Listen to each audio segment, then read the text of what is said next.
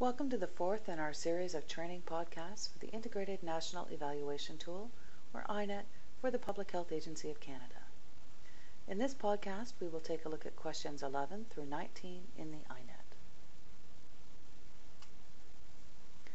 In Section 4, we take a look at funding, in-kind donations, staffing, and volunteers. Now for this section, it's very common that you may not have all the answers to these questions. It's perfectly all right to forward your INET to your supervisor, the executive director, the sponsoring agency, maybe the treasurer, or whoever is the most appropriate person for completing these questions before it is submitted to us.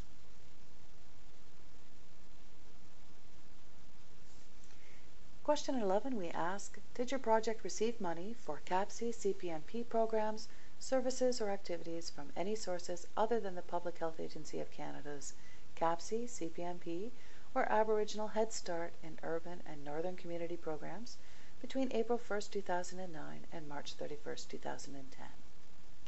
Now, I know that question is quite a mouthful, so let me break it down for you. The first part is, did you receive any funding not from the Public Health Agency of Canada? If you did, you would select the top box, and then you will need to fill out the follow-up question where you indicated what types of funding you received. The next part of this question is, did you receive any funding from the Public Health Agency of Canada that wasn't part of the CAPC, CPNP, or Aboriginal Head Start funding? So if you go partway down this page, you'll notice that we have an other CAPC or other Public Health Agency of Canada funding option there.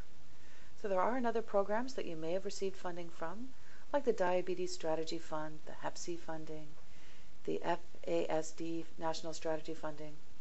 There's a number of different programs you might have received funding for, and they are all reported in this question here.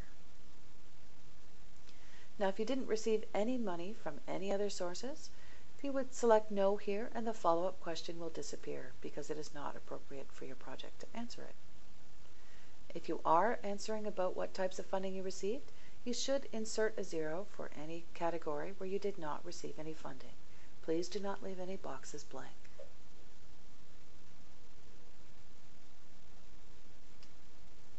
In question 12, we take a look at in-kind donations. So we ask, did your project receive any in-kind donations between April 1st, 2009 and March 31st, 2010? Now, an in-kind donation is an item or service that is given or loaned to your project for which the project would have had to pay otherwise. So in-kind donations typically come from outside organizations. It might be something like facility space, equipment, materials, or supplies. It could be a donation of professional services if those professional services were paid for by another organization. However, if a professional is volunteering their time, that's considered volunteer activity and is not reported here.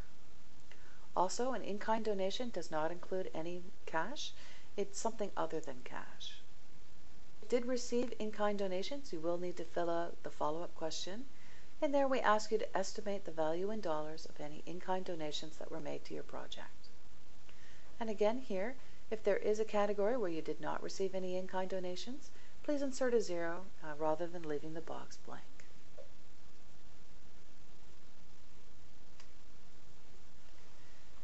There is a third part to question 12, and this is where we ask what strategies were used by your project to obtain in-kind contributions.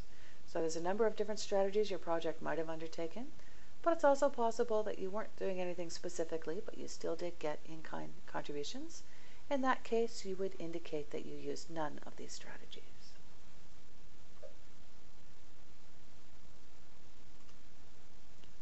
Question 13, we ask, what were your project's total annual salary costs, including wages, benefits, and source deductions, paid for by the project, and that includes employer's contribution for employment insurance and the Canada Pension Plan, during this reporting period. So here you're putting total annual salary costs. You also need to indicate what % of your project's total annual salary costs are paid for with CAPC or CPNP funds. And lastly, we ask how many different individuals worked at your project during the reporting period who were paid in part or in full by CAPC CPNP funds. So this includes full-time, part-time, contract, and occasional staff, regardless of how long they worked at the project. Now, the important thing to notice here is we are not asking how many positions are funded. We are asking how many different individuals worked at your project. So if you had someone who worked maybe in the fall session, but not in the spring, and it's only one position, you have one position, but you had two different people that fill it, so you should indicate that you had two different individuals.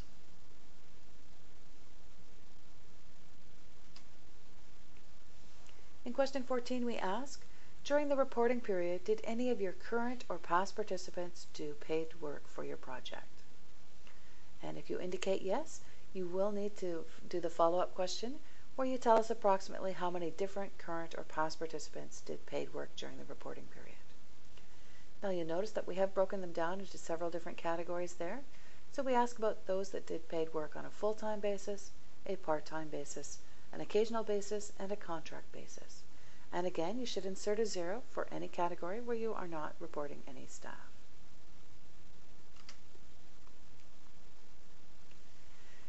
In question 15, we asked, during the reporting period, did any individuals volunteer their time to any part of your project?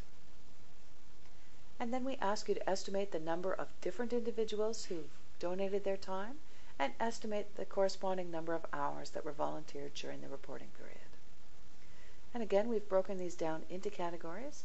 So you will need to report for current or past program participants, project staff who may volunteer, individuals from other partner organizations, or other individuals.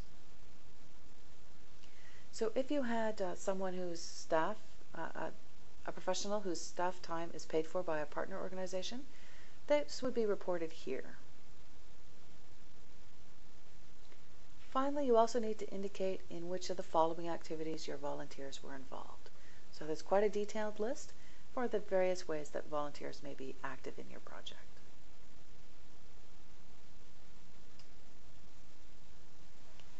In question 16, we ask, during the reporting period, did current and or past participants contribute to the management of your project and or its programs? And of course, if you indicate yes, there are follow-up questions. So we ask, in which of the following ways did your current or past participants contribute to the management of your project and or its programs? So it's possible that you have participants that sat on the governing board. That would be your board of directors or maybe your project coalition.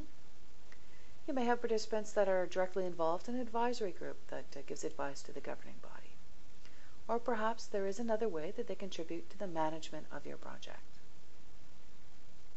Now, if you indicate that your participants did sit on the governing board, you will also need to indicate what proportion of the governing board was made up of current or past participants.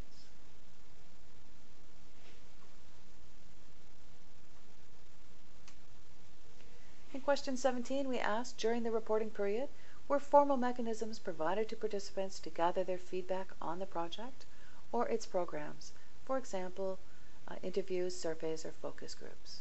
And if you indicate that you did use formal mechanisms, we ask you to detail what those mechanisms were.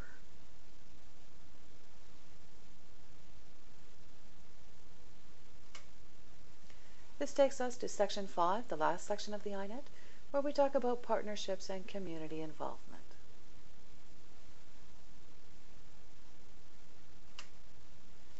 Question 18, we ask, how many partners did your project have during the reporting period?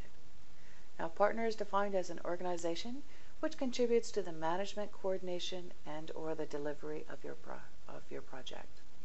And all your partners should be included regardless of the size of their contribution. The second part of this question asks you to tell us what types of organizations were partnered with you during the reporting period. Now, the tricky part here is you may have a large number of partners, and you need to pick only one category for each type of organization, for each partner.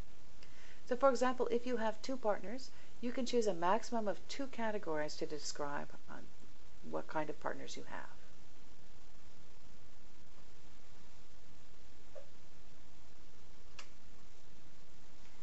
Question 19 asks, was your project involved in developing any new or additional programs, services, or activities, and or policies in your community during the reporting period? And if you were involved in new things, we ask you to tell us what you were up to in this reporting period. So this takes us to the end of the questions in the INET and to the end of this section of the podcast.